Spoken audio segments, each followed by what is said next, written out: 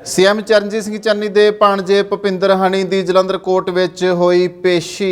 Jalandhar session court दे विच हनी नूं कीता गया पेश। बीती रात गिरफ्तारी होई सी हनी दी। इस मामले दे विच ही कोर्ट विच पेशी हुई है। ऑन एयर देख रहे हो तुसीं ते मैं कमलजीत सिद्धू। दस दईए कि मनी लॉन्ड्रिंग दे केस दे विच हनी दी गिरफ्तारी ईडी वल्लों कीती गई सी। बीती रात की गल है कि पुछगिछ लई हनी नूं जलंधर ईडी दफ्तर बुलाया गया सी, जिथे 7-8 घंटे की पुछताछ तो बाद हनी नूं ईडी वल्लों गिरफ्तार कर लिया गया सी। उस तो बाद लगातार पुछगिछ जारी सी, पर ईडी की संतुष्टि नहीं हुई। इस तो बाद जलंधर कोर्ट दे विच पेश किया गया सी भुपिंदर सिंह हनी नूं मनी लॉन्ड्रिंग केस दे विच। हालांकि 10 करोड़ रुपए की बरामदगी भी की गई है इस मामले दे विच, क्योंकि रेत माइनिंग दे नाल जो आ जुड़िया होया मामला सीगा, इस नूं लैके ही जो आ नाम सामने आया सी। तो काफ़ी दिनों के उत्तों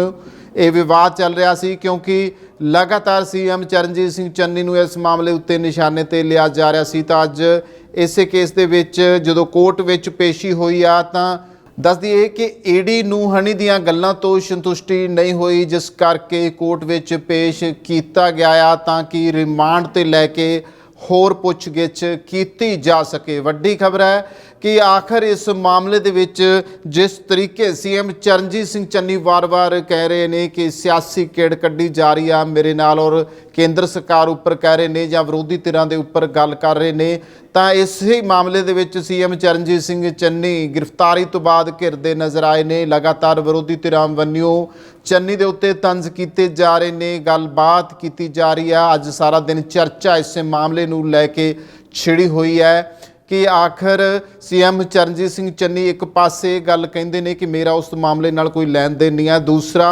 अपने ही परिवार दे विचों उन्हां दा भाणजा इस मामले दे विच मुलव्वस पाया गया है। तो इस नूं लैके जो आ वो चर्चा छिड़ी हुई है।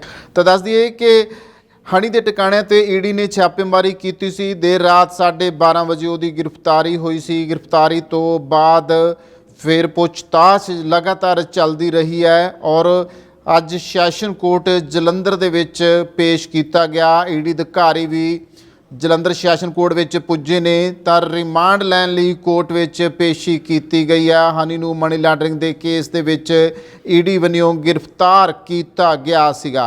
तो इत्थे गल कर लैंदे हां आम आदमी पार्टी दे पंजाब इंचार्ज राघव चड्ढा दी, जिन्हां बोलदिआं कहा सी हनी मनी ते चन्नी इक्को ही हन। हनी तां गिरफ्तार हो गया, हुण चन्नी दी वारी है। रेत मामले दा इसदा सब तो पहला खुलासा आम आदमी पार्टी ने कीता सी। मैं खुद आम आदमी पार्टी दे वफद नाल हलका चमकौर साहब दे पिंड जिंदा विच इस दा खुलासा करके लोकां सामने लिआंदा सी। इस तरह जंगलात विभाग की जमीन ते चन्नी वल्लों शरेआम रेत की चोरी करवाई जा रही सी। आम आदमी पार्टी ने इस मामले में गवर्नर नूं भी चिट्ठी लिखी सी, जिस तो बाद गवर्नर ने उच्च पद्धरी जांच के हुक्म दिते सन। तो दस दईए कि ईडी की रेड में चन्नी के भाणजे कोलों 10 करोड़ रुपए कैश, 54 करोड़ दीआं एंट्रियां, 21 लाख रुपए का सोना, 12 लाख दीआं रोलैक्स घड़ियां, करोड़ों रुपए की जायदाद के कागज़ और करोड़ों दीआं लग्जरी कारां फड़ियां गईयां ने। चन्नी के भाणजे की जिहड़ी कंपनी है जिस कारण ईडी की कार्रवाई चल रही है, उस कंपनी का रैवन्यू 2019-20 दे विच सिर्फ 18,77,000 सी, पर रेड विच 10 करोड़ रुपए का कैश बरामद किया गया। इस तो साफ पता लगता है कि सारा पैसा उन्हां 111 दिनों में कमाया गया है जदों चन्नी मुख मंत्री बने ने। जेकर चन्नी के एक भाणजे ने 111 दिनों में इन्नी वड्डी रकम इकट्ठी कर ली है, तो परिवार के बाकी मैंबरां ने की कुछ किया होवेगा। दूजियां विरोधी पार्टियां वल्लों ये गल चुकी गई है। हालांकि इस मामले ते अगर मजीठिया की गल की जाए तो मजीठिया का बयान भी सामने आया। मजीठिया का कहना है, विक्रम मजीठिया बोलते हैं कि ईडी की रेड नूं लैके जे गल की जाए तो हनी मनी फड़े गए ने, हुण चन्नी की वारी है। उही गल आपने कही है, उही मजीठिया कहते हैं।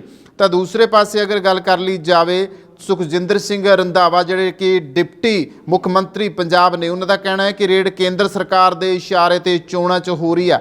मजीठिया ते कैप्टन ते तंज कसदे हुए रंधावा ने कहा है कि जेकर कोई कार्रवाई करनी है तो विक्रम मजीठिया ते कैप्टन अमरिंदर सिंह के खिलाफ की जाए, क्योंकि उन्होंने ते ईडी वालों मामले दर्ज किए गए हैं। इस दे बावजूद उन्होंने खिलाफ कोई कार्रवाई ਨਹੀਂ ਕੀਤੀ ਜਾ ਰਹੀ। ਰੰਧਾਵਾ ਨੇ ਕਿਹਾ ਹੈ ਕਿ ਵਿਧਾਨ ਸਭਾ ਚੋਣਾਂ ਕਿਸੇ ਨੂੰ ਡਰਾ ਤੇ ਧਮਕਾ ਕੇ ਨਹੀਂ ਕਰਵਾਉਣੀਆਂ ਚਾਹੀਦੀਆਂ। ਈਡੀ ਮਾਮਲੇ ਨੂੰ ਲੈ ਕੇ ਮੁੱਖ ਮੰਤਰੀ ਚੰਨੀ ਨੂੰ ਬਦਨਾਮ ਕਰਨ ਦੀ ਕੋਸ਼ਿਸ਼ ਕੀਤੀ ਜਾ ਰਹੀ ਹੈ। ਹਾਲਾਂਕਿ ਰਣਦੀਪ ਸੁਰਜੇਵਾਲਾ ਨੇ ਵੀ, ਜੋ ਕਾਂਗਰਸ ਦੇ ਬੁਲਾਰੇ ਨੇ, ਉਹਨਾਂ ਨੇ ਵੀ ਇਹ ਗੱਲ ਕੀਤੀ ਸੀ ਕਿ ਕੇਂਦਰ ਸਰਕਾਰ ਜਿਹੜੀ ਆ ਸਿਆਸੀ ਕਿੜ ਕੱਢ ਰਹੀ ਹੈ, ਮੋਦੀ ਦੀ ਰੈਲੀ ਰੱਦ ਹੋਣ ਦਾ ਬਦਲਾ ਲੈ ਰਹੀ ਆ। ਸੋ ਵੱਡੀ ਗੱਲ ਆ ਕਿ ਇਸ ਮਾਮਲੇ ਉੱਤੇ ਸਿਆਸਤ ਕੀਤੀ ਜਾ ਰਹੀ ਆ। ਫਿਲਹਾਲ ਹੁਣ ਦੇਖਣਾ ਹੋਵੇਗਾ ਕਿ ਹਨੀ ਨੂੰ ਰਿਮਾਂਡ ਲੈਣ ਤੋਂ ਬਾਅਦ ਈਡੀ ਵੱਲੋਂ ਹੋਰ ਕੀ ਪੁੱਛਗਿੱਛ ਕੀਤੀ ਜਾ ਰਹੀ ਹੈ। ਲਗਾਤਾਰ ਹਾਲੇ ਵੀ ਠਿਕਾਣਿਆਂ ਦੇ ਉੱਪਰ ਜਾਂਚ ਚੱਲ ਰਹੀ ਹੈ। ਵੱਖ-ਵੱਖ ਠਿਕਾਣਿਆਂ ਦੇ ਉੱਤੇ ਈਡੀ ਵੱਲੋਂ ਛਾਪੇਮਾਰੀ ਕੀਤੀ ਗਈ ਸੀ ਤਾਂ ਲਗਾਤਾਰ ਜਾਂਚ ਚੱਲ ਰਹੀ ਹੈ। ਨਾਲ ਦੇ ਸਾਥੀਆਂ ਨੂੰ ਵੀ ਜਾਂਚ ਦੇ ਘੇਰੇ ਵਿੱਚ ਲਿਆਂਦਾ ਗਿਆ, ਉਹਨਾਂ ਕੋਲ ਵੀ ਸ਼ਾਇਦ ਪੁੱਛਗਿੱਛ ਕਰ ਸਕਦੀ ਹੈ। ਤਾਂ ਵੱਡੀ ਗੱਲ ਇਹ ਹੈ ਕਿ ਇੱਕ ਵਾਰ ਇਹ ਰੇਤ ਮਾਫੀ ਦੇ ਮਾਮਲੇ ਦੇ ਵਿੱਚ ਜਿਸ ਤਰੀਕੇ ਦੀ ਸੂਰਤ-ਹਾਲ ਬਣੀ ਹੋਈ ਹੈ, ਉਸ ਨੂੰ ਲੈ ਕੇ ਸੀਐਮ ਚਰਨਜੀਤ ਸਿੰਘ ਚੰਨੀ ਚਾਰੇ ਪਾਸਿਓਂ ਘਿਰਦੇ ਨਜ਼ਰ ਆਏ ਨੇ। ਹੁਣ ਈਡੀ ਵੱਲੋਂ ਰਿਮਾਂਡ ਤੇ ਲੈਣ ਤੋਂ ਬਾਅਦ ਹੀ ਬਾਕੀ ਦੀ ਪੁੱਛਗਿੱਛ ਕੀਤੀ ਜਾਵੇਗੀ, ਫਿਰ ਹੀ ਪਤਾ ਲੱਗੇਗਾ ਕਿ ਆਖਰ ਹੋਰ ਕਿੰਨੇ ਕੁ ਮਾਮਲੇ ਉਜਾਗਰ ਹੁੰਦੇ ਨੇ। ਅਜਿਹੀ ਅਪਡੇਟ ਲਈ ਲਗਾਤਾਰ ਜੁੜੇ ਰਹੋ ਔਨ 에ਅਰ ਦੇ ਨਾਲ।